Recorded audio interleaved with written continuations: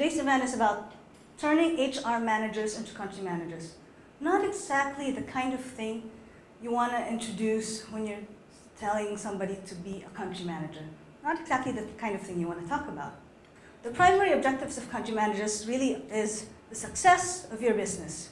First and foremost, above all else, is the success of whatever business it is that you're running, right? And we all know success has so much roadblocks, right?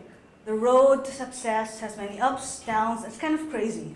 Why? Because of all of these roadblocks. So the question is, can you break through all of these roadblocks? I'm going to talk about one of the roadblocks that you'll encounter on the road to success, right? And one of these you already know. It's been mentioned by so many speakers in the past, right, for the whole day. It talks about employee engagement. Worldwide, it's a 500 billion per year loss in productivity, right, due to disengagement. What does this equal to? It's equivalent to 2% of the GDP of the Philippines.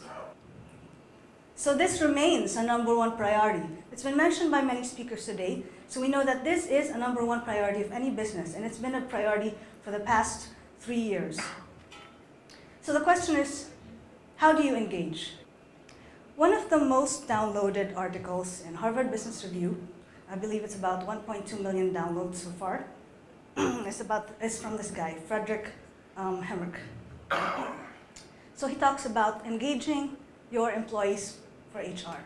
Satisfaction, apparently, top motivators are really about achievement, recognizing the efforts for the employee, and it's really all about knowing what kind of a difference the employee is making for each company that they're working for. Most of the time, people leave bad managers, right? So it's not because of lower salary or higher salary that they want to transfer to another company. They leave people, they don't leave companies, right? They leave because people don't recognize their efforts, or they don't know why they're even doing what they're doing for 5 days a week, 8 hours a day. So how do you keep them feeling like they are achieving something or that they're getting recognized? We have a campaign manager for my checkpoints. And before she joined us, Microsoft offered her a marketing manager position for Asia Pacific. She turned them down and joined us instead. We didn't match the salary Microsoft was giving her, that's for sure. There's no way, we can give that much as Microsoft can, right? But why did she join us? Because she believed in employee engagement. She believed that if she did something and she was recognized for what she did, then that was worth so much more than everything else. And that's what intrinsic motivation is all about. Making sure that each employee knows that they really are worth something to the company and to everybody else. Okay. First of all, we have to look at who is causing all of these disengagement. So as everybody, as previous speakers have mentioned, it's all about millennials. It's all about the Gen Y, right? That particular segment which believes that there's something more, something else that I should be doing, right? We know that Generation Y is the least engaged generation in the workplace today. Yes, I see a lot of nodding heads. I'm assuming there's a lot of issues in HR with Generation Y. They grew up like this. It's not enough that, we used to be in front of a TV, black and white or colored, and just had 7 channels, and that was it. We were happy. Now they got to have their iPad with their streaming YouTube and 1 million stations to choose from. They got their Spotify running in the background. They got their mobile devices where their Facebook's running, and everything's happening all at the same time, and they are still connected to everyone and know what's going on. I don't know how they can do that. That's amazing to me. I can't do that. We used to do sports or go out or do activities or do hobbies simply because we love the hobby or we love the place, we love the sport. Now people will try some new cuisine, try some new sport, try something new, simply because they need to post something new on their Facebook. And the Philippines is no different. Philippines is one of the social networking capitals of the world, right? So if you look at the global rankings for Facebook, you've got the Philippines at 29 million users as of 2013. Generation Y are video game addicts. I'm not Generation Y, but yes, I am a video game addict. So you see a lot of these as well in Generation Y. Casual games right now is the most popular content of all mobile, and it's the fastest growing. So if you open all of those app sites, you'll see a lot of applications that are mostly catered towards games. So how do we address this issue? How do we address and break through this roadblock? We bring the digital and social media knowledge into the workplace. This is their language, right? This is their passion. For the baby boomers, for Gen X, the passion was pursuit of excellence, right? The passion was climbing the career ladder, right? Climbing the corporate ladder. That was the passion. The passion now is games, social media, knowing about the world and knowing that I can do something for the world. That's the passion. I attended this talk with Christoph Voss from Google, and basically he said, work the way you live. And we all know about Google. We've all seen that they're now top companies to work for, in the top company list to work for, right? We've seen pictures of their crazy looking offices. And because he follows this principle, work the way you live. But the question is, are we really working the way we live? Or at least, are Gen Y working the way they live? If you go to most companies, you've got today's work of the day, right? Plastered on the wall using Post-its, using little cartolinas cut out boards, or some blackboard or some whiteboard, glassboard, right? So what if you can actually take gaming and social media and somehow utilize that for the workplace, right? What if you can harness the power of games, harness the power of social media for the workplace? Fortunately, there is an industry that's up and coming. It's called gamification. So I believe some of the speakers have mentioned it. And it's all about bringing the philosophy that gets people hooked on games, the same philosophy that gets people addicted to social media, and bringing it into the workplace and applying it into into very serious businesses.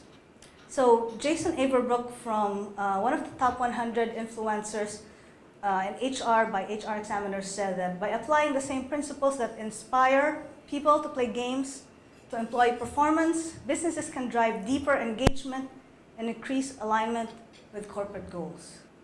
Do you find this to be true? We find our younger employees respond better to try to beat your high score, then we need to increase profits. Yes, definitely. If you told them, whoever's the top sales guy for the month will get this, or gets a pat on the back, or gets a poster of them in the lobby, they'll most likely respond to that, even if you don't give them some prize or anything, right? If they know that you're going to be tweeting about them, if they know the president or the CEO is going to be tweeting and saying, congratulations, excellent job, they're most likely going to respond to that and saying, guys, we got to increase our profits, we got to think of something, we got to strategize. That's probably not going to fly. So with gamification, what we've seen the past few years is that a lot of companies have actually started looking at gamification. So these are some of the examples of all the different companies that have started applying gamification into their workplace. One of the examples that I really find interesting here is a solution called Foldit. So for many years, scientists have been baffled by this little protein strain that apparently affects HIV. And scientists have said, if we somehow crack this protein strain puzzle, then we can actually solve the HIV problem.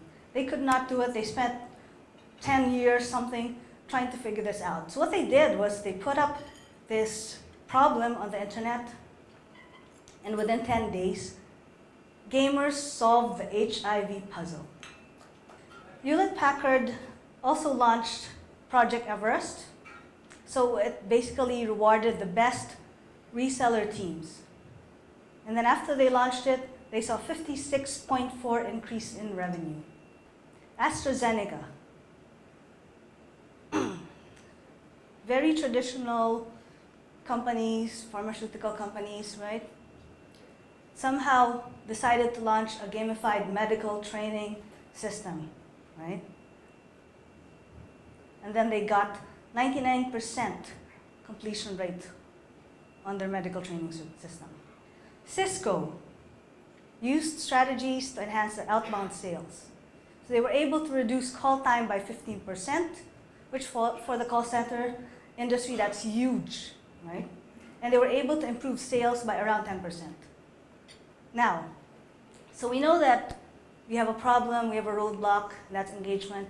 We know that one of the primary sources is Gen Y, and we know the reason why they're a source for that is, because they are of a different mind frame. They like games, they like social media, and we know that we should try to use that principle for the workplace. What's performance enhancement? We all know performance enhancing drugs, right? So you see Snoopy here all juiced up, ready to play baseball, right? So that's performance enhancing drugs. So how does that apply to the workplace? You know about performance management, right? We all look at performance management, we all have performance management, and basically performance management is a process that can be augmented with tools that you use for planning, tracking, and giving feedback, right? So it's all about planning around your strategies for corporate success. So that's what performance management is all about. Performance management is a management solution that allows you to align your goals, your objectives, your tasks, your activities, everything with what the company objectives are. So it gives you all of that, it gives you the formula to success. What's performance enhancement? Enhancement is an engagement solution. So enhancement is then motivating them, allowing them to get or use that passion that they have in gaming, to use the same passion that they have in social media, and really to just execute the task excellently. Performance management allows you to empower business users. It's all about big data, it's all about information, it's all about knowledge, it's all about the strategy, it's all about the plan. That's performance management. You want to empower your management level, your frontliners, your end users, right? You want to empower all of your employees with the knowledge that they need to make their jobs, the work successful. So what's the other half? The other half is performance enhancement. It's about unlocking employee potential. It's about motivation. What's performance enhancement? Performance enhancement is, you got the coach, but wouldn't it be great to see Dallas Cowgirl cheerleaders right up there, kicking up their feet and cheering you on? That's performance enhancement, right? So it makes the workplace more fun, more engaging, and more rewarding. So let me just take a few minutes to mention what my checkpoints is all about. So I've talked about what you have to do, basically, to bring ROI into the workplace. So this is my checkpoints. What I'm going to tell you is we have helped companies with my checkpoints. So we've worked with several companies. We've improved customer satisfaction by 6%. We have helped increase sales by 57%. And we have lowered attrition by 80%.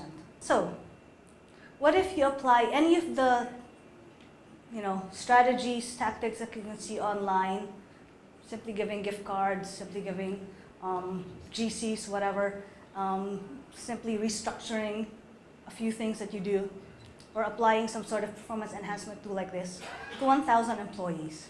Let's be conservative. What if you can decrease attrition by 20%? So that means you have 200 additional employees that you have retained. What if your average employee salary for those 200 people is 30,000 pesos? So if you take a replacement cost at 100% of the 30,000, which we know is conservative, some of the studies have shown that it's about 150 replacement cost, right? So if you take 100% replacement cost, so that's about 30,000 replacement cost saved per employee. So that's 6 million pesos replacement cost saved per year. So imagine what that can do for you if you start applying whatever gamification or fun techniques that you want to apply into the workplace just to improve sales, improve customer satisfaction, or any of the other factors that you want to improve or metric that you want to improve, right? So what if you could do that for your boardroom? I bet your CFO, your CEO would love you,